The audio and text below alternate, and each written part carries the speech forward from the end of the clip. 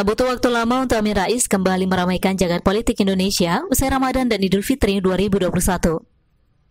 Sosok pria tua yang saat ini menjabat sebagai Ketua Majelis Syuro Partai Umat Amin Rais itu belum lama ini mewanti-wanti Presiden Joko Widodo dalam acara Merawat Reformasi yang dibuat Mbah Amin dan ditayangkan lewat acara Merawat Reformasi yang bisa kita lihat di akun YouTube-nya seperti dilansir laman detik.com pada Jumat tanggal 21 bulan 5 2021. Amin Rais mengingatkan Jokowi agar tidak mengakhiri periode pemerintahannya dengan kurang elegan. Jadi awalnya Mbak Amin Rais berbicara soal proses reformasi 23 tahun lalu, yang kita tahu dimulai dari lengsernya Mbah Soeharto, yang lantas dibandingkannya dengan kondisi saat ini. Menurut Amin Rais, kondisi sekarang jauh lebih genting. Mbak Amin lantas menyebut soal korupsi, kolusi, nepotisme yang sekarang ini dinilainya lebih gawat lagi. Ayah dari Hanafi Rais ini juga menyebut korupsi pada era pemerintahan Jokowi saat ini terasa masih luar biasa. Tetapi malah KPK dipreteli kemampuannya. Tak lupa pula Mbak Amin yang saya yakin tanpa data yang kuat dan akurat berhalusinasi dengan menuding bahwa penguasa-penguasa saat ini, entah siapa yang dimaksud karena tidak menyebut nama, sudah menjadi sangat kuat. Bahkan pengusahanya itu mendikte penguasa. Nah, ini satu lagi yang bagi saya terbilang ngapleki. Karena Mbak Amin menuduh ada nepotisme yang gak ketulungan dengan menyebut anak Pak Jokowi jadi wali kota tanpa ada resistensi kemudian yang menantunya juga. Lantas seperti bocah tua yang kerap merasa dirinya yang paling pintar dan mengerti cara menjalankan roda pemerintahan di bangsa ini, Mbak Amin lantas menasihati RI 1 dengan kata-kata ini.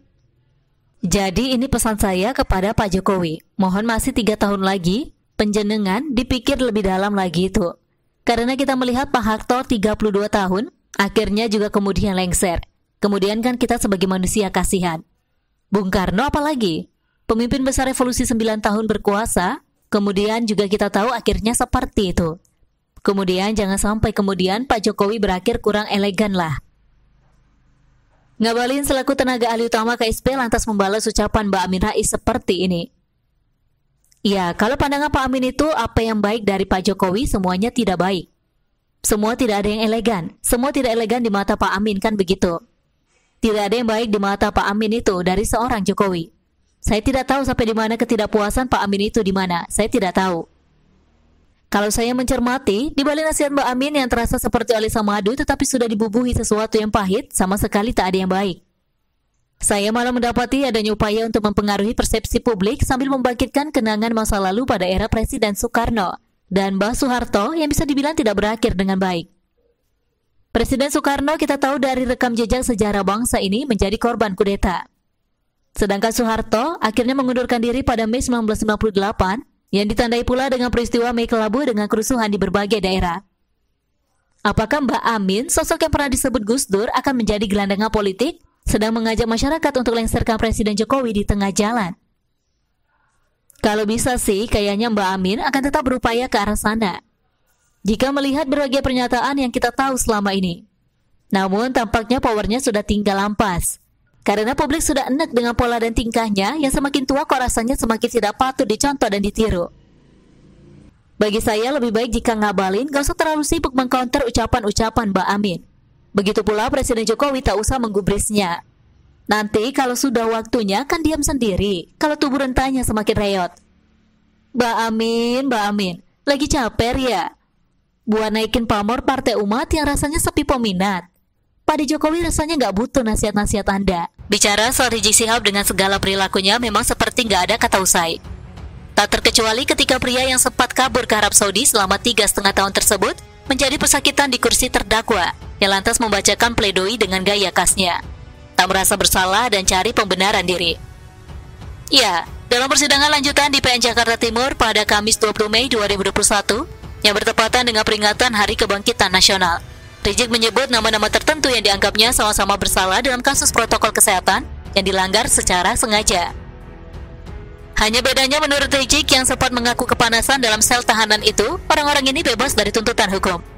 Sedangkan dia dinyatakan bersalah, ditangkap, diadili dan kini sedang menanti hukuman final yang akan membawanya mendekam di balik jeruji besi lebih lama. Nama-nama yang disebut Rizik pun tak main-main, tapi masih kental dengan nuansa politis dan anggapan subjektif dari seorang Rizik. Mulai dari Gibran Rakabuming Raka dan Bobi Nasution, lengkap dengan Presiden Joko Widodo hingga Muldoko selaku Kepala KSP. Menurut lansiran laman Kompas.com, masih ada nama-nama lain yang disebut Rizik dalam pembacaan pleidoinya. Si Waters rasanya bisa menebak salah satunya, yang bisa disebut musuh abadi bagi Rizik dalam dunia politik di negeri ini, Basuki Cahayapurnama. Selain BTP, Rizik bahkan menyebut Habib Lutfi Yahya yang dianggap melanggar lewat ajaran pengajian rutinnya. Lalu masih ada Sandiaga Uno yang sempat bikin acara di kawasan Ancol. Oh iya, buat BTP tadi kita mungkin masih ingat tudingannya mengarah kemana, yakni ketika BTP menghadiri acara yang diadakan oleh Raffi Ahmad, pesohor yang kini menjadi pemilik salah satu klub sepak bola di Indonesia itu. Sementara untuk RI1 tentu saja terkait kerumunan massa ketika Jokowi sedang melakukan kunjungan kenegaraan di Provinsi NTT, di mana rakyat terlihat menyemut karena ingin bertemu atau setidaknya melihat wajah Jokowi lebih dekat. Apakah semua nama yang disebut tadi bersalah dan pantas diperkarakan, lalu diadili sama seperti Rizik? Jawabannya tentu saja, ya jelas harus diperkarakan kalau yang ditanya Rizik Shihab. Dikenal sebagai orang yang kerap merasa dirinya yang paling benar, susah rasanya mengharapkan pengakuan bahwa dirinya bersalah dan pantas dihukum. Mengingat ada banyak kasus yang menjeratnya, di mana kalau semuanya menghasilkan putusan hukum penjara, maka Rizik tak hanya terancam berlebaran di penjara lagi pada tahun depan, tetapi juga bisa tua dan meninggal di penjara. Boleh saja sih lu membela diri di pengadilan, Jik, asal ada bukti-bukti yang kuat, lalu lu dapat meyakinkan pengadil untuk setidaknya meringankan hukuman penjara dari beberapa tahun menjadi beberapa bulan saja. Namun tak ada gunanya mencari teman agar bisa ditangkap dan diadili juga seperti elu, tapi hanya berdasarkan penilaian subjektif atau dendam pribadi. Saya yakin, seandainya Rizik masih di luar penjara dan hidup bebas seperti dulu, tindakan-tindakannya yang kelewatan batas juga masih akan dilakukan, dengan segala pembenaran yang akan muncul dari dirinya, juga mungkin dari kuasa hukumnya maupun para pengikut fanatisnya. Saya menduga, Rizik membacakan isi pledoi seperti itu dengan harapan dapat mempengaruhi pikiran para pengadil, agar minimal hukumannya dapat dikurangi seminimal mungkin, kalau tidak bisa menghindari hukuman penjara pada vonis akhirnya nanti. Persepsi publik perlu dipengaruhi, terlebih bagi para pengikutnya yang membaca berita pledoinya lewat media online atau juga melalui ulasan si Word mungkin. Siapa tahu mereka tergugah semangat dan terbakar emosinya, lalu kembali melakukan aksi massa untuk membelanya. Rizik mungkin belajar dari kasus hukum sebelumnya yang melibatkan Ahok, di mana persepsi publik dan tuntutan massa ternyata memberi pengaruh yang berarti bagi putusan pengadil terhadap pesakitan yang duduk di kursi terdakwa.